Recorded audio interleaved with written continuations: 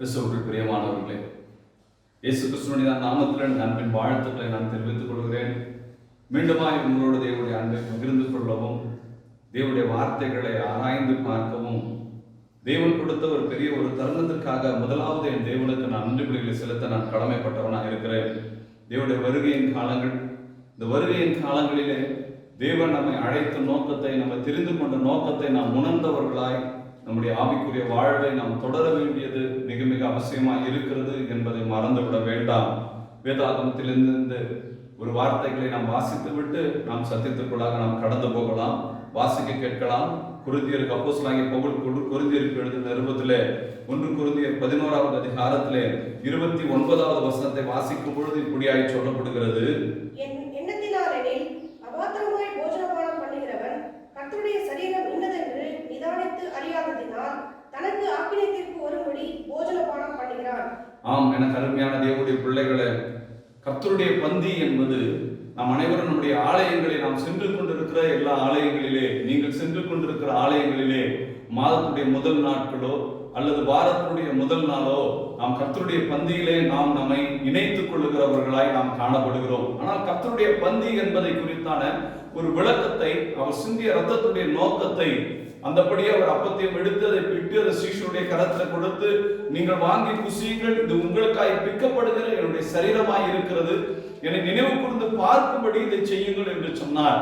ஆனால் நாம் அந்த நோக்கத்தை அறியாதவர்களாய், அது சிந்தப்பட்டதனுடைய, அந்த ரத்தம் சிந்தப்பட்டதனுடைய, அந்த சரீரம் பிக்கப்பட்டதனுடைய நோக்கத்தை அறியாமல் நாம் பயணிக்கிறபடியினால், நாம் நம்மை இணைத்துக் கொள்ளுகிறபடியினால் நம்முடைய வாழ்க்கையிலே பல தடுமாற்றங்கள், நான் ஆவிக்குரியவர்கள் என்று சொல்லுகிறோம், தேவனுடைய பிள்ளைகள் என்று சொல்லுகிறோம், அவருடைய ரத்தத்தாலே கழுவப்பட்டவர்கள் என்று சொல்லுகிறோம்.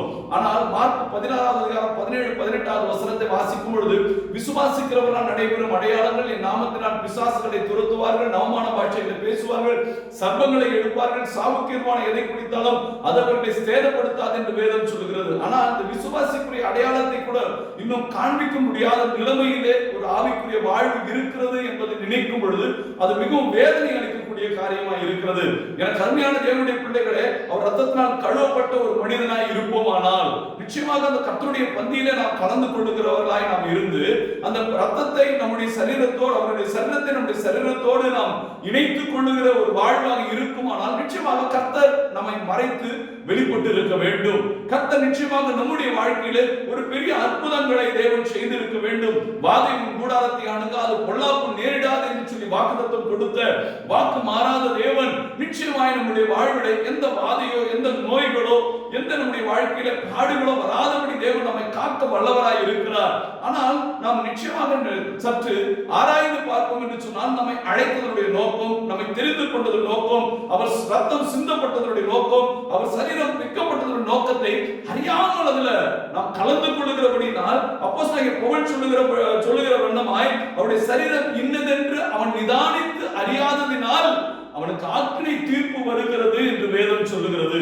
என கருமையான தேவனுடைய பிள்ளைகளே, நம்மில் இதை கேட்டுக் கொண்டிருக்கிற உங்களில் எத்தனை பேர் கர்த்தருடைய பந்தியிலே கலந்து கொள்ளும் பொழுது நாம் அதை பயபக்தியோடு, என்னுடைய பாவங்கள் கழுவப்படுவதற்காக அல்லது என்னுடைய வாழ்வு மாற்றப்படுவதற்காக, என் சாப வாழ்வெல்லாம் மாறி அந்த பரிசுத்த வாழ்வுக்குள்ளாக நான் பயணிக்கும்படியாக கர்த்தர் ரத்தம் சிந்தினார் என்கிற எண்ணத்தோடு நம்ம எத்தனை பேர் நாம் கலந்து கொள்கிறோம்? நம்ம கலந்து கொள்கிறோம் மிகவும் சொற்பமாய் இருக்கிறபடினால் தேவ சித்தம் அநேக தேவ பிள்ளைகளுடைய வாழ்வில் நிறைவேறுவதற்கு அது தடையாய் இருக்கிறது என்பதை நீங்கள் அறிந்திருக்க வேண்டியதாய் இருக்கிறது என்பதை நீங்கள் மறந்துவிட வேண்டாம். எனக்கு அருமையான தேவனுடைய பிள்ளைகளே, தேவனுடைய வருகை எதிர்நோக்கி காத்துக் கொண்டிருக்கிற கடைசி காலங்களிலே ஆவிக்குரிய வாழ்க்கையிலே விசுவாசத்தோடு உங்களுடைய வாழ்வை நகர்த்துவது மாத்திரமல்லாதபடி தேவன் பிரதிபலிக்கிற ஒரு பாத்திரங்களாய் நீங்கள் காணப்பட வேண்டும். நியாயாதிபதிகள் அவர் அழகாய் சொல்கிறார், வாசிக்க கேட்கலாம். நியாயாதிபதி 9வது அதிகாரத்திலே 8லிருந்து 11வது வசனம் வரை வாசிக்கும் பொழுது அவர் சொல்லுகிற காரியம், விருட்சங்கள் தங்களுக்கு ஒரு ராஜாவை அபிஷேகம் பண்ணும்படி போய்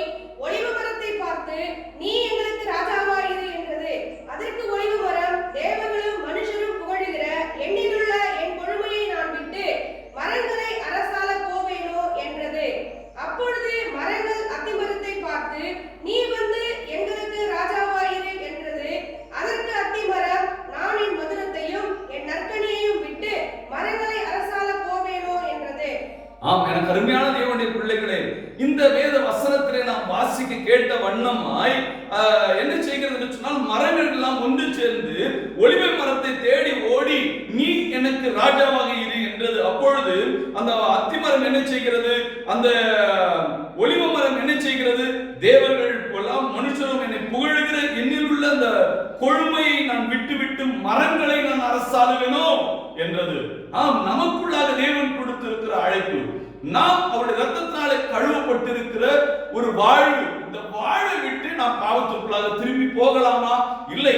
கர்த்தருடைய பந்தியில கலந்து கொண்ட நாம் அந்த நோக்கத்தை, அவர் ரத்தம் சிந்தியது, அந்த ரத்தத்தை நாம் பானம் பண்ணியதுடைய நோக்கத்தை நாம் அறிந்து நம்முடைய பயணம் இருக்க வேண்டும். அந்த நோக்கத்தை அறியாதபடி என்னுடைய மதுரத்தை விட்டு நான் மரங்களை அரசால போவேனோ என்று சொல்லி அந்த ஒலிவ மரம் கேட்ட வண்ணமாக நம்முடைய வாழ்க்கையிலும் நம்முடைய நோக்கத்தின் மீது ஒரு கவனம் வேண்டும்.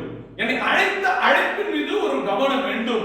நான் அவர் ரத்தத்தினாலே கழுவப்பட்டேன் என்கிற கவனம் வேண்டும். இந்த கவனம் இல்லாமல் பயணிக்கிறபடியினால் தான் அநேக கிறிஸ்துடைய வாழ்க்கையிலே மீண்டும் மீண்டும் தடுமாற்றங்கள், மீண்டும் மீண்டும் வாழ்விலே ஒரு போராட்டங்கள் வருகிறது என்பதை நீங்கள் மறந்துவிட வேண்டாம். அதே நியாயாதிபதிகள் 9வது அதிகாரத்திலேயே 14, 15வது வசனங்களை வாசிக்கும் பொழுது, அப்பொழுது மரங்கள் எல்லாம் முச்செடியை பார்த்து நீ வந்து எங்களுக்கு ராஜாவா இரு என்றது. அதற்கு முச்செடியானது மரங்களை பார்த்து, நீங்கள் என்னை உங்களுக்கு ராஜாவாக அபிஷேகம் பண்ணுகிறது மெய்யானால் என் நிழலிலே வந்தடையுங்கள், இல்லாவிட்டால் முச்செடியிலிருந்து அக்கினி புறப்பட்டு லீபனோனின் கேதுரு மரங்களை பட்சிக்க கடவது என்றது. ஆம், எனக்கு அருமையான தேவனுடைய பிள்ளைகளே, முச்செடிகளிடம் ஓடுகிறது கடைசியாக இந்த மரங்கள் எல்லாம். முச்செடியை பார்த்து விட்டு நீ எனக்கு ராஜாவாக இரு என்ற உடனே அந்த முச்செடி சொன்னதாம், நான் உங்களுக்கு ராஜாவாக இருக்க வேண்டுமானால் என்னுடைய நிழலில் வந்து விடு, அப்பொழுது என்னில் உள்ள அந்த அக்கினியானது உன்னை பட்சிக்கும் என்றதாம். ஆம், எனக்கு அருமையான தேவனுடைய பிள்ளைகளே, நம்முடைய அழைப்பை நாம் உணராதபடி, தேவன் நம்மை தெரிந்து கொண்டதை நாம் அறியாதபடி, தேவனுடைய பிள்ளைகள் என்கிற நம்பிக்கையும் விசுவாசத்தையும் நாம் இழந்திருக்கிறபடியினால் இன்று மனிதர்களை தேடி ஓடுகிறோம், உலகத்தை தேடி ஓடுகிறோம். அந்த உலகம் என்ன செய்கிறது, நம்மை அழித்து விடுகிறது, பாவத்திற்குள்ளாக தள்ளி விடுகிறது. ஆகவே உலகத்தை தேடி ஓடாதபடி நம்முடைய அழைப்பையும் நம்மை தெரிந்து கொண்ட நோக்கத்தையும் உணர்ந்தவர்களாய் நம்முடைய ஆவிக்குரிய வாழ்க்கையினுடைய பயணத்தை நாம் நகர்த்த கடமைப்பட்டவர்களாய் இருக்கிறோம் என்பதை நீங்கள் அறிந்திருக்க வேண்டியது அவசியமாய் இருக்கிறது.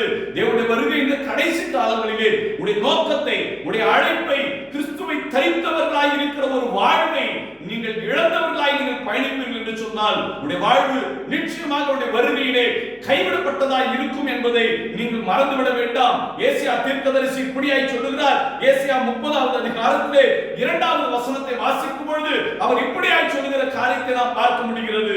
என் வாக்கை கேளாமல் பார்வோனின் பலத்தினாலே விலக்கவும் எகிப்தின் நிழலிலே ஒதுங்கவும் வேண்டும் என்று எகிப்துக்கு போகிறவர்களுமாகிய முரட்டாட்டமுள்ள புத்திரருக்கு ஐயோ என்று கர்த்தர் சொல்லுகிறார். ஆம், என கருமையான தேவனுடைய பிள்ளைகளே, அவருடைய வாக்கை கேளாமலும் பார்வோனுடைய பலத்திலே பலன் கொள்ளவும் எகிப்தின் நிழலிலே ஒதுங்கவும் வேண்டும் என்று எகிப்துக்கு போகிற முரட்டாட்டம் உள்ள ஜனங்களுக்கு ஐயோ என்று சொல்லுகிறார்.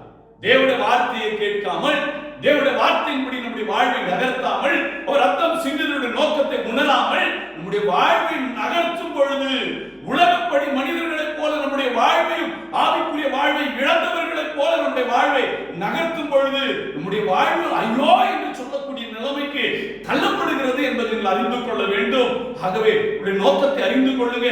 தேவன் உங்களை தெரிந்து கொள்வதற்கு ஒரு நோக்கம் இருக்கிறது, ஒரு திட்டம் இருக்கிறது, ஒரு சித்தம் இருக்கிறது. அவர் சித்தம் என்ன என்பதை அறிந்து கொண்டு நீங்கள் பயணிக்க வேண்டிய ஒரு கடைசி தருணம் என்பதை நீங்கள் அறிந்து கொண்டு உங்களுடைய வாழ்வை நீங்கள் நகர்த்திக் கொண்டு செல்ல வேண்டியது அவசியமாக இருக்கிறது. அதுதான் உபாகமத்தில் அவர் அழகாய் சொல்லுகிறதை நாம் பார்க்க முடிகிறது. உபாகமம் 28வது அதிகாரத்தை எடுத்துக் கொள்ளலாம். அந்த உபாகமம் 28வது அதிகாரத்திலே 47வது வசனம் இப்படியாய் சொல்லுகிறது. சகலமும் பரிபூர்ணமாய் இருக்கையில் நீ மன மகிழ்ச்சியோடும் களிப்போடும் உன் தேவனாகிய கர்த்தரை சேவியாமற் போனது நிமித்தம். அவர் சொல்லுகிறார், சகலமும் பரிபூர்ணமாக உனக்கு மகிழ்ச்சியோடும் களிப்போடும் உன் தேவனாகிய கர்த்தரை நீ சேவியாமல் போகிறாய். சகலமும் பரிபூர்ணமாய் இருக்கிறது. என்ன குறையை கர்த்தர் கொடுத்தார்? ஆலயங்களுக்கு சொல்லுகிறோம், உபவாசித்து ஜெபிக்கிறோம், தேவன் கேட்கிறதெல்லாம் கொடுக்கிறார். விசுவாசிக்கும் அநேக சாட்சிகளை நம்முடைய சபைகளிலே நீங்கள் செல்லுகிற சபைகளில் நீங்கள் கொடுக்கிறீர்கள். நான் மறுக்கவில்லை. நிச்சயமாக கர்த்தர் உங்களை தெரிந்து கொண்டிருக்கிறார். நிச்சயமாக கர்த்தர் உங்களுடைய வாழ்விலே அற்புதங்களை நிகழ்த்தி கொண்டிருக்கிறார். நான் மறுக்கவில்லை. ஆனால் சகலமும் நமக்கு பரிபூர்ணமாய் கொடுக்கையில் நாம் என்ன செய்கிறோம்? கர்த்தரை சேவியாமல், அவர் நோக்கத்தை அறியாமல், அவர் என்னை தெரிந்து கொண்டதை, என்னை அழைத்ததை, என் வாழ்வில் அற்புத அடையாளங்களை செய்கிறவருடைய நோக்கத்தை அறியாமல் பயணிப்பது எத்தனை வேதனை அளிக்கக்கூடிய காரியமாக இருக்கிறது. சற்று ஆராய்ந்து பார்த்து உடைய விசுவாச வாழ்வை நீங்கள் தொடர வேண்டும் என்பதை நீங்கள் மறந்துவிட வேண்டாம். அழைப்பு நோக்கத்தை அறிவது கிடையாது. சில சமயங்களில் ஆலயத்துக்கு செல்லுகிறோம் என்று கடமைக்காக ஆலயத்துக்கு செல்லுகிறோம். ஆலயத்துக்கு அப்படி சென்றாலும் முடிக்கிற தருவாயிலே ஆலயத்திற்குள்ளாக பிரவேசித்து அந்த ஆசீர்வாதத்தை பெற்றுக் கொண்டால் போதும் என்று நினைக்கிறோம். பண்படாத நிலத்திலே எவ்வளவு விதைகள் விதைக்கப்பட்டாலும் அது பலன் கொடுக்காது. சத்தியத்தை கேட்காமல் நீங்கள் ஆசீர்வாதத்தை மாத்திரம், இன்பத்தை மாத்திரம் தேடி ஓடுவீர்கள் என்று சொன்னால் அந்த ஆசீர்வாதத்தையும் அந்த இன்பத்தையும் நீங்கள் அடைய முடியாது என்பதை மறந்துவிட வேண்டாம். ஆகவே எனக்கு அருமையான தேவனுடைய பிள்ளைகளே, உங்களுடைய வாழ்க்கையிலே கர்த்தர் அற்புதங்களை செய்வதற்கு ஒரு காரணம் உண்டு. அதிசயங்கள் செய்வதற்கு ஒரு காரணம் உண்டு. அதை அறிந்து கொள்ளுங்க. அதை அறிந்தவர்களாய் உங்களுடைய வாழ்க்கையுடைய பயணத்தை நீங்கள் நகர்த்த வேண்டும் என்பதை அறிந்து கொள்ளுங்க. அதுதான் யாக்கோபு அவர் அழகை சொல்லுகிறதை நாம் பார்க்க முடிகிறது. வாசிக்க கேட்கலாம். யாக்கோபு 4வது அதிகாரத்திலே 17வது வசனத்தை வாசிக்கும்போது அவர் சொல்லுகிறார், ஆதலால் ஒருவன் நன்மை செய்ய அறிந்தவனாய் இருந்தும் அதை செய்யாமல் போனால் அது அவனுக்கு பாவமாய் இருக்கும். நன்மை செய்ய அறிந்தவனாய் இருந்து, உன்னுடைய நோக்கத்தை அறிந்தவனாய் இருந்து, அவர் ரத்தம் சிந்தியதோட நோக்கத்தை அறிந்தவனாய் இருந்தும் நீ செய்யாமல் போனால் அது பாவம். அறிந்தும் செய்யாமல் இருப்பது பாவங்க. ஓய்வு நாள் கர்த்தருக்கு சொந்தம். அந்த ஓய்வு நாளிலே உன் மனைவியானாலும், உன் பிள்ளைகளானாலும், உன் மிருக ஜீவனானாலும், உன் வேலைக்காரனால் யாதொரு வேலையும் செய்யக்கூடாது. ஆனால் அந்த ஓய்வு நாளில் தான் இன்று கிறிஸ்தவர்கள் திருமணத்தை வைக்கிறோம், சுப காரியங்களை வைக்கிறோம். வீட்டிலே எந்த காரியமாக இருந்தாலும் அந்த காரியங்கள் எல்லாம் நாம் அந்த நாளில் எல்லாம் வைத்து அந்த நாள் தான் எனக்கு டைம் கிடைக்கிறது என்று நினைக்கிறோம். என கருமையான தேவனுடைய பிள்ளைகளே, கர்த்தருடைய நாளை கொள்ளையடிக்க வேண்டாம். கர்த்தருடைய நாளை நீங்கள் திருட வேண்டாம். அது கர்த்தருடைய நாள். தேவ சமூகத்தில் ஓய்வு இருக்கிற நாள், தேவனை நோக்கி பார்க்கிற நாள், சத்தியத்தை அறிந்து கொள்கிற நாள். ஆகவே அதை அறிந்து நாம் பயணிக்கிறோமா? இல்லை. அதை அறிந்தும் அந்த வார்த்தைகளை அறிந்தும் நாம் செய்யாமல் போவது பாவமாய் மாறுகிறது. ஏன் இந்த கிறிஸ்தவ குடும்பங்கள், அநேக குடும்பங்கள் கோச்சல போய் நிற்கிறது? ஏன் இருக்கிறது என்று சொன்னால் இதுதான் காரணம். ஓய்வு நாளை, கர்த்தரை ஆராதிக்க வேண்டிய நாளை ஆராதிப்பது கிடையாது. அது எத்தனை வருத்தத்துக்குரிய விஷயம். நீங்கள் சம்பாதித்த உங்களுடைய பணத்தை வேறொரு எடுத்து பயன்படுத்தினால் அது நமக்கு எவ்வளவு கோபம் வருகிறது. அந்த தேவன் ரத்தம் சிந்தி மீட்ட ஒரு நாள். ஆனால் அந்த நாளுடைய எதற்காக அந்த நாள் ஒதுக்கப்பட்டது என்பதை அறிந்தும் அந்த நோக்கத்தை நிறைவேற்றாமல் போவது ஒரு பாவமாய் கருதப்படுகிறது என்பதை நீங்கள் அறிந்திருக்க வேண்டும். அதை அறிந்தவர்களாய் நீங்கள் பயணிக்க வேண்டும் என்பதை மறந்துவிட வேண்டாம். அதுதான் யோவான் அவர் அழகை சொல்லுகிறதை நாம் பார்க்க முடிகிறது. வாசிக்க கேட்கலாம். யோவான் 9வது அதிகாரத்தை எடுத்துக் கொள்ளலாம். யோவான் 9வது அதிகாரத்திலே 41வது வசனத்தை வாசிக்கும் பொழுது அவர் சொல்லுகிறார், நீங்கள் குருடராய் இருந்தால் உங்களுக்கு பாவம் இராது. நீங்கள் காண்கிறோம் என்று சொல்லுகிறபடியினால் உங்கள் பாவம் நிலைநிற்கிறது என்றார். குருடராய் இருந்தால் பாவம் இராதுங்க. நீங்கள் பார்க்கிறோம் என்று சொல்லுகிறபடினால் பாவம் நமக்குள் இருக்கிறது. சத்தியத்தை அறியாதிருந்தால் பரவாயில்ல. வேத வார்த்தைகளை பற்றி நாம் கேட்காதிருந்தால் பரவாயில்ல. கேட்ட பின்பு மனப்பூர்வமாய் பாவம் செய்கிறோமே. அதான் எபிரேயருக்கு எழுதும்போது சொல்கிறார், சத்தியத்தை அறியும் அறிவு அடைந்த பின்பும் நீ மனப்பூர்வமா பாவம் செய்யும் பொழுது செலுத்தப்படக்கூடிய பலி வேறு ஒன்றுமே இல்லை. அறிந்தும் நாம் பாவம் செய்வது எத்தனை வேதனை. அவர் ரத்தம் எதற்காக சிந்தப்பட்டது என்பதை அறிந்தும் கர்த்தருடைய பந்தியில நாம் கலந்து கொள்கிறோம். அதை அபாத்திரமாய் போஜனவாதம் பண்ணுகிறோம். நம்மை ஆயத்தப்படுத்தவில்லை, ஒப்புக் கொடுக்கவில்லை.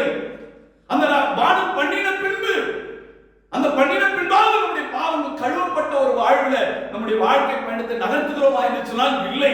அது எத்தனை வேதனை அளிக்கக்கூடிய காரியம். என கருமையான தேவனுடைய பிள்ளைகளே, சற்று ஆராய்ந்து பார்த்து உடைய ஆவிக்குரிய வாழ்வை நீங்கள் நகர்த்த வேண்டும் என்பதை மறந்து விட வேண்டாம். குருடனாய் இருந்தால் பாவம் வராதுங்க. பார்வை உள்ளது. அறியாமல் இருக்கிற மனிதன் வேறு, அறிந்த கிறிஸ்தவர்கள் என்று செய்கிற தவறுகள் பெரிதாய் இருக்கிறது. என கருமையான தேவனுடைய பிள்ளைகளே, அறிந்து பயணிங்க. அபாத்திரமாய் போஜனபானம் செய்யாதீங்க. கர்த்தருடைய சரீரம் இன்னதென்று நீங்கள் அறிந்து பயணிக்கிற ஒரு தருணம் என்பதை நீங்கள் அறிந்து பயணிங்க. அதுதான் 1 பேதுரு 2வது அதிகாரத்திலே 21வது வசனத்தை வாசிக்கும் பொழுது இப்படியாய் சொல்லப்படுகிறது. இதற்காக நீங்கள் அழைக்கப்பட்டும் இருக்கிறீர்கள், ஏனெனில் கிறிஸ்துவும் உங்களுக்காக பாடுபட்டு நீங்கள் தம்முடைய அடிச்சுவடுகளை தொடர்ந்து வரும்படி உங்களுக்கு மாதிரியை பின்வைத்து போனார். அழைப்பே இதுதாங்க. எதற்காக அழைக்கிறார்? அவருடைய மாதிரியை பின்பற்றும்படி, அவர் கற்றுக் கொடுத்த பாதையிலே பயணிக்கும்படி, அவர் சிந்திய ரத்தத்துடைய நோக்கத்தை அறிந்து கொள்ளும்படி. இதுதாங்க நமக்கு மாதிரி வைக்கப்பட்டிருக்கிறது. இந்த மாதிரி அறியாமல் ஓடுகிறோமே, அது எத்தனை வேதனை! அந்த நோக்கத்தை அறியாமல் பயணிக்கிறோமே, அது எத்தனை தவறாய் இருக்கிறது. கருமையான தேவனுடைய பிள்ளைகளே, இனியாவது நாம் கர்த்தருடைய பந்தியிலே கலந்து கொண்ட பின்பு பாவங்கள் கழுவப்பட்டது என்கிற எண்ணத்தோடு இயேசுவானவர் கூறிய வண்ணமாய் இனி பாவம் செய்யாது, இனி பரிசுத்தமாக்கப்பட்ட ஒரு வாழ்வுக்குள்ளாக வாழ்வை நகர்த்து, இனி உன்னை காணக்கூடாத உலகம் கிறிஸ்துவை காண வேண்டும், இனி உன்னை காணக்கூடாது தேவனுடைய மகிமையை வெளிப்படுத்துகிற மனுஷனாய் நீ காணப்பட வேண்டும். இன்று ஆர்டினரி பர்சனாய், சராசரி மனிதனாய் இருக்கக்கூடாது, ஒரு விசுவாசிக்குரிய அடையாளங்களை காண்பிக்கிறவனாய் நீ இருக்க வேண்டும். இதற்காக தான் கர்த்தர் உன்னை அழைத்திருக்கிறார். இதற்காக தான் கர்த்தர் உன்னை தெரிந்து கொண்டிருக்கிறார். என கருமையான தேவனுடைய பிள்ளைகளை அறிந்தவர்களாய் நம்முடைய வாழ்வை நாம் நகர்த்தி கொண்டு போகலாமே. கிறிஸ்து வரப்போகிறார். தேவனுடைய வருகை சமீபமாய் இருக்கிறது. அறிந்து பயணிப்போம். அதுதான் நியாயாதிபதிகள் 5வது அதிகாரத்தை எடுத்துக்கொண்டு அந்த நியாயாதிபதிகள் 5வது அதிகாரத்திலே 23வது வசனத்தை வாசிக்கலாம். மேரோசை சபியுங்கள், அதன் குடிகளை சபிக்கவே சபியுங்கள் என்று கர்த்தருடைய தூதனானவர் சொல்லுகிறார். அவர்கள் கர்த்தர் பட்சத்தில் துணை நிற்க வரவில்லை, பராக்கிரமசாலிகளுக்கு விரோதமாய் அவர்கள் கர்த்தர் பட்சத்தில் துணை நிற்க வரவில்லையே. அவர்கள் கர்த்தருடைய பட்சத்திலே துணை நிற்க வரவில்லை. அவர்கள் கர்த்தருடைய பட்சத்திலே துணை நிற்க வரவில்லை. கர்த்தருடைய பந்தியிலே கலந்து கொண்ட பின்பு நீ தேவனுடைய பிள்ளையாய் மாறுகிறாய். உன் ரத்தம் உன் பாவங்கள் அவர் ரத்தத்தாலே கழுவப்படுகிறது. இப்பொழுது நீ கர்த்தருக்கு துணையாய் நிற்க வேண்டும் என்பது கர்த்தருடைய நோக்கம். அழைப்பு கொடுத்தது, அபிஷேகத்தை கொடுத்தது, தரிசனங்களை கொடுத்தது கர்த்தருக்கு துணையாய் நிற்பதற்காக. ஆனால் இன்று நாம் பெற்ற அபிஷேகம் நம்முடைய குடும்பத்திற்காக இல்லையா? நாம் பெற்றுக்கொண்ட தீர்க்க தரிசனங்கள் நம்முடைய குடும்பத்திற்காக, சுயத்திற்காக எல்லாவற்றையும் செயல்படுத்திக் கொண்டிருக்கிறோம். அல்ல, இந்த தேசம் ரட்சிக்கப்பட வேண்டும். எங்களுடைய சபைகளிலே, நீங்கள் செல்லுகிற சபைகளிலே ஒரு எழுப்புதல் காணப்பட வேண்டும். தேவன் உங்களை அழைத்த நோக்கம், உங்களை தெரிந்து கொண்ட நோக்கத்தை தேவன் நிறைவேற்ற வேண்டும். அதற்கு நீங்கள் செய்ய வேண்டியது, நீங்கள் அவருக்கு துணையாக இருக்க வேண்டும். அவரோடு இணைந்து யுத்தம் செய்ய வேண்டும். மாம்சத்தோடு ரத்தத்தோடு மட்டுமல்ல, வானமண்டலங்களில் பொல்லாத சேனைகளோடு போராட்டங்கள் உண்டு. அந்த போராட்டங்களிலே கிறிஸ்துவோடு இணைந்து யுத்தம் செய்வதற்காக கர்த்தர் உங்களை அழைத்திருக்கிறார். ஆனால் இந்த நோக்கமே நமக்கு தெரியவில்லை. எதோடு யுத்தம் செய்ய வேண்டும், யாருக்காக இந்த அழைப்பு, யாருக்காக இந்த அபிஷேகம், அறியாமல் பயணித்துக் கொண்டிருக்கிறோம். அறிந்தவர்களாய் உங்களுடைய ஆவிக்குரிய வாழ்வை நீங்கள் நகர்த்த வேண்டும் என்பதை அறிந்து கொள்ளுங்க. அறிந்து உங்களுடைய வாழ்க்கையினுடைய பயணத்தை நகர்த்தி கொண்டு போங்க. அதான் எபிரேயருக்கு எழுதும்போது அவர் அழகாய் மோசேவை குறித்து அவர் அழகாய் சொல்லுகிறதை பார்க்க முடிகிறது. எபிரேயர் 11வது அதிகாரத்தை எடுத்துக் கொள்ளலாம். அதிலே 26வது வசனத்தை வாசிக்கும் பொழுது, இனிவரும் பலன் மேல் நோக்கமாக இருந்து எகிப்தில் உள்ள பொக்கிஷங்களிலும் கிறிஸ்துவின் நிமித்தம் வரும் நிந்தையை அதிக பாக்கியம் என்று எண்ணினான். எனக்கு அருமையான தேவனுடைய பிள்ளைகளே, அதில் 25வது வசனத்திலிருந்து வாசிக்கும் பொழுது, அந்நிய பாவ சந்தோஷங்களை அனுபவிப்பதை பார்க்கணும் தேவனுடைய ஜனங்களோடு துன்பத்தை அனுபவித்ததை தெரிந்து கொண்ட மோசேவா. பாவ சந்தோஷத்தினால் வருகிற இந்த உலக வாழ்வினாலே, உலக செயல்பாடுகளினாலே வருகிற அந்த இன்பத்தை காட்டிலும் தேவனுக்காக துன்பத்தை அனுபவிக்க தெரிந்து கொண்ட ஒரு மோசே. ஆகவேதான் அவனுடைய நோக்கம் எப்படி இருக்கிறது சொன்னால், இனிவரும் பலன் மீது நோக்கம் உள்ளவனாய். உன்னுடைய நோக்கம் எப்படி இருக்கிறது? கர்த்தருடைய பந்தியிலே கலந்து கொண்ட பின்பு இனிவரும் அதன் பின்பு வருகிற பலன் மீது நோக்கத்தோடு பயணிங்க. அதுதான் அவருடைய நோக்கம். ரத்தம் சிந்தப்பட்டதுடைய நோக்கம் அதுதான். உங்களை அபிஷேகித்ததுடைய நோக்கம் அதுதான். உங்களை தேவன் அழைத்ததுடைய நோக்கம் அதுதான். அந்த நோக்கத்தை அறிந்து இனிவரும் பலன் மீது நோக்கத்தோடு பயணித்த மோசே இப்படிதான் உங்களையும் அழைத்திருக்கிறார். இப்படிதான் உங்களுக்கு அபிஷேகத்தையும் வரங்களையும் கர்த்தர் கொடுத்திருக்கிறார். இதை அறிந்து கொண்டு உங்களுடைய விசுவாச வாழ்க்கையுடைய பயணத்தை நீங்கள் நகர்த்த வேண்டிய ஒரு தருணத்திலே நீங்கள் இருக்கிறீர்கள் என்பதை நீங்கள் மறந்துவிட வேண்டாம். அதைதான் யாத்திராகமம் 10வது அதிகாரத்திலே 28வது வசனத்தை வாசிப்போம். பார்வோனவனை நோக்கி, என்னை விட்டு அப்பாலே போ, நீ இனி என் முகத்தை காணாதபடி எச்சரிக்கையாயிரு, நீ இனி என் முகத்தை காணும் நாளில் சாவாய் என்றார். பார்வோன் மோசேயை பார்த்து சொல்லுகிற காரியம், என் முகத்தை நீ காணுகிற நாளில் நீ சாவாய் என்று சொன்னான். எனக்கு அருமையான தேவனுடைய பிள்ளைகளே, சில சமயங்களில் நம்முடைய வாழ்க்கையிலும் உலகம் நம்மளை பார்த்து ஒரு சேலஞ்ச் பண்ணுகிறதா இருக்கும். உலகை இந்த லாஞ்சம் வாங்காவிட்டால் உன் குடும்பத்திலே தேவைகள் சந்திக்கப்படாது சொல்லுவது உண்டு இல்லையா? சில சமயங்களிலே உலகம் சூழ்நிலைகள் நம்மை வீழ்த்த நினைப்பது உண்டு. ஆனால் அவன் மோசேயுடைய செயல்பாடுகளை நீங்கள் பார்ப்பீர்கள் என்று சொன்னால், என் முகத்தை காணுகிற நாளிலே நீ சாகவே சாவாய் என்று சொன்னான். ஆனால் மோசே பயந்து விட்டானா? இல்லை, அவனை அழைக்கும் நோக்கத்தை அவன் அறிந்திருக்கிறான். அவன் கர்த்தரை மாத்திரம் முன்பாக வைத்து தன்னுடைய வாழ்வை நகர்த்தி கொண்டு இருந்தான்.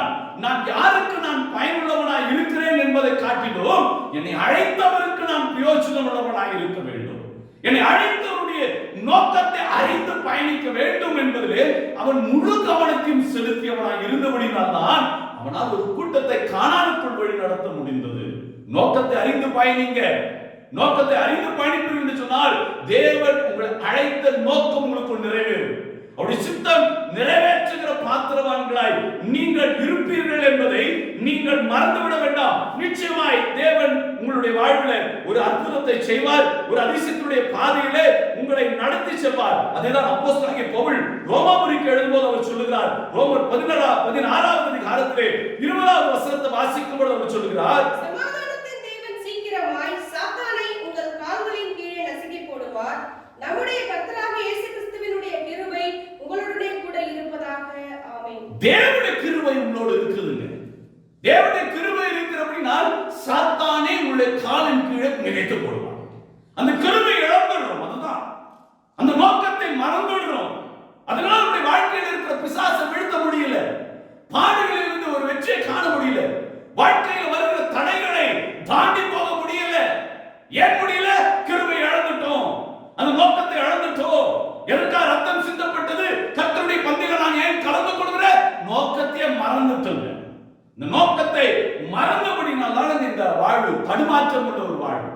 இந்த வாழ்க்கை ஏன் தடுமாறுகிறது என்று சொன்னாலே நோக்கத்தை அறியாமல் மறந்து விட்டு விடுகிறோம். அதுதான் நம்முடைய வாழ்க்கையிலே ஒரு தடுமாற்றம் வருவதற்கு காரணம். அதுதான் வெளிப்படுத்தின விசேஷத்தை எடுத்துக்கொள்ளலாம். அதுல 12வது அதிகாரத்தை எடுத்துக்கொள்ளலாம். அதுல 12வது வசனத்தை வாசிக்கும் பொழுது, மரணம் நேரிடுகிறதா இருந்தாலும் அதற்கு தப்பும்படி தங்கள் ஜீவனையும் பாராமல் ஆட்டுக்குட்டியின் இரத்தத்தினாலும் தங்கள் சாட்சியின் வசனத்தினாலும் அவனை ஜெயித்தார்கள். மரணமே நேரிடுகிறதா இருந்தாலும், வாழ்க்கையிலே என்ன உபத்திரவங்கள் வந்தாலும், எனக்காக ஆட்டுக்குட்டி ரத்தம் சிந்தப்பட்டிருக்கிறது, நான் ஜெயத்தை பெறுவேன்.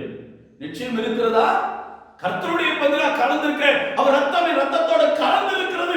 என்ன நடந்தாலும் கர்த்தரை கைவிட மாட்டார். நிச்சயத்தை இழந்துட்டோம், நோக்கத்தை இழந்துட்டோம், விசுவாச அறிக்கை இல்ல, அவிசுவாசமான காரியங்களை உச்சரித்துக் கொண்டிருக்கிறோம். எப்படி அந்த நோக்கம் உங்களுக்கு நிறைவேறும்?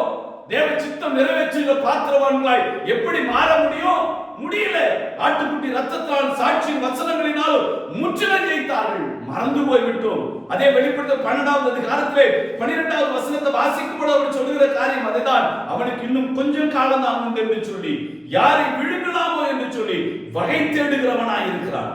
பல்லவங்களே, அவைகள் வாசமாய் இருக்கிறவர்களே களி கூறுங்கள். பூமியிலும் சமுத்திரத்திலும் குடியிருக்கிறவர்களே, ஐயோ, பிசாசானவன் தனக்கு கொஞ்ச காலம் மாத்திரம் உண்டு என்று அறிந்து மிகுந்த கோபம் கொண்டு உங்களிடத்தில் இறங்கியபடினால் உங்களுக்கு ஆபத்து வரும் என்று சொல்ல கேட்கிறேன். அவனுக்கு இன்னும் கொஞ்ச காலம், ரொம்ப நாள் உங்களுடைய வாழ்வை நான் வீழ்த்த முடியாது. கொஞ்ச காலம் தான் அவனுக்கு. அவனுக்கு இருக்கிற அந்த கொஞ்ச காலத்தை வைத்து விட்டு நாமும் பாய்ந்து போய் விடுகிறோம். நாமும் தடுமாற்றமுள்ள வாழ்வுக்குள்ளாக போய் விடுகிறோம். அதுதான் வேதனை. தடுமாற்றமுள்ள வாழ்வுக்குள்ளாக போகாதீங்க. விசுவாசத்தோடு இருங்க, நம்பிக்கையோடு இருங்க. ஆட்டுக்குட்டி ரத்தத்தினாலும் சாட்சி வசனங்களால் முற்றிலும் ஜெயிக்க முடியும். சொல்லுங்க, ரத்தம் எனக்காக சிந்தப்பட்டு இருக்கிறது. நான் கர்த்தருடைய பந்தியில கலந்து கொள்ளும் பொழுது என்னுடைய பாவங்கள் எல்லாம் கழுவப்பட்டு விட்டது. கிறிஸ்து என்னை அண்டர்டேக் பண்ணிட்டார், என்னை பொறுப்பெடுத்துக் கொண்டார். நான் அல்ல வாழ்வது, எனக்குள் கிறிஸ்து வாழ்கிறார். அவர் ரத்தம் இருக்கிறது, அவர் சரீரம் எனக்குள் இருக்கிறது. இந்த நம்பிக்கை, இந்த நிச்சயம் வேண்டும். கர்த்தருடைய பந்தியில கலந்து கொள்கிற யாரா இருந்தாலும் இந்த விசுவாசத்தோடு பயணிங்க. இந்த நம்பிக்கையோடு உங்களுடைய வாழ்க்கையுடைய பயணத்தை நீங்கள் நகர்த்தி செல்ல வேண்டும். அதுதான் லூக்கா 10வது அதிகாரத்திலே 19வது வசனத்தை வாசிக்கும் பொழுது அவர் சொல்லுகிறார், சர்ப்பங்களையும் தேள்களையும் மிதிக்கவும் சத்துருவினுடைய சகல வல்லமையையும் மேற்கொள்ளவும் உங்களுக்கு அதிகாரம் கொடுக்கிறேன், ஒன்றும் உங்களை சேதப்படுத்த மாட்டாது. சகல வல்லமையும் கர்த்தர் உங்களுக்கு கொடுக்கிறார். ஒன்று உன்னை சேதப்படுத்தாது. அவர் சொல்லுகிற காரியம் சத்துருடைய சகல வல்லமை மேற்கொள்ள அதிகாரத்தை நான் உங்களுக்கு கொடுக்கிறேன், ஒன்று உன்னை சேதப்படுத்தாது. விசுவாசிப்போமே, விசுவாசித்து நம்முடைய ஆவிக்குரிய வாழ்வை தொடருவோமே, கிறிஸ்து பிரதிபலிக்கிற பாத்திரங்களாய் வாழ்வோமே, அவர் ரத்தத்தை அவர் சரீரத்தை பானம் பண்ணியதை உணர்ந்து விசுவாசித்து அந்த நோக்கத்தை அறிந்து பயணிப்போமே. நிச்சயமாய் கர்த்தர் உங்களை அழைத்த நோக்கம் உங்களுக்குள் நிறைவேறும் என்பதிலே எந்த விதமான மாற்று கருத்தும் கிடையாது. மத்தேயு 4வது அதிகாரத்திலே 10வது வசனத்தை வாசிக்கும்போது அவர் இப்படியாய் சொல்லப்படுகிறது, அப்பொழுது இயேசு, அப்பாலே போ சாத்தானே, உன் தேவனாகிய கர்த்தரை பணிந்து கொண்டு அவர் ஒருவருக்கே ஆராதனை செய்வாயாக என்று எழுதியிருக்கிறதே என்றார். தோல்விதான் அவனுடைய வாழ்வு. அப்பாலே போ சாத்தானே, நீ தேவனை நீ பணிந்து கொள்ள வேண்டும். அதுதான் பிசாசுடைய வேலை. அவனுக்கு கொஞ்ச காலம் அவனுடைய படுக்கை, அவனுடைய வாழ்வு, அவனுடைய முடிவு எல்லாம் மரணம் தான். அவன் முடிந்து போகிற மனுஷன், முடிந்து போகிற பிசாசு, அழிந்து போகிற பிசாசு, தோல்வியை கண்ட பிசாசு. அவர் ரத்தத்தினாலே எல்லாவற்றையும் அவர் ஜெயித்திருந்த தேவன் நம்மோடு இருக்கிறார். ஆகவே இந்த பிசாசையோ உலகத்தையோ பாடுகளை பார்த்து கவலைப்படாமல் விசுவாசத்தோடு அவர் ரத்தம் எனக்காக சிந்தப்பட்டு இருக்கிறது, அவர் சரீரம் எனக்காக பிக்கப்பட்டு இருக்கிறது என்கிற விசுவாசத்தோடு வாழ்வை நகர்த்துக. அவாத்திரமாய் போஜனபானம் பண்ண வேண்டாம். கர்த்தருடைய சரீரம் இன்னதென்று நிதானித்து அறியுங்க, நிதானித்து உங்களை இணைத்துக் கொள்ளுங்க. நிச்சயமாய் வெற்றியுள்ள ஒரு வாழ்வை நீங்கள் காண முடியும். வெற்றியுள்ள ஒரு வாழ்க்கை பயணத்தை நீங்கள் நகர்த்த முடியும். மரங்கள் எல்லாம் ஓடியது ஒளிவ மரத்திடம், நீர் எங்களுக்கு ராஜாவாயிரு என்றது. அவைகளெல்லாம் சொல்லியது, என் மதுரத்தை விட்டு நான் உன்னை அரசால வருவேனோ. நீங்களும் கூற வேண்டும், உலகத்திற்கு உங்களை அழைக்கும் பொழுது, உலக இன்பங்கள் சிற்றின்பங்கள் உங்களை அழைக்கும் பொழுது, என்னுள் உள்ள அபிஷேகத்தை விட்டு விட்டு உன்னை அரசால வருவேனோ. விசுவாசத்தோடு சொல்லிவிட்டு உடைய ஆவிக்குரிய வாழ்வை தொடருங்க. கர்த்தருடைய ஆசீர்வாதம் உங்களோடு இருக்கும், அவருடைய பாதுகாப்பு உங்களோடு இருக்கும். அவர் உங்களை வேலையடைத்து பாதுகாத்து உங்களுக்கு ஒரு மகிமையாயிருப்பார். தேவ சமாதானம் உங்களை ஆளுகை செய்வதாக. ஆமென்.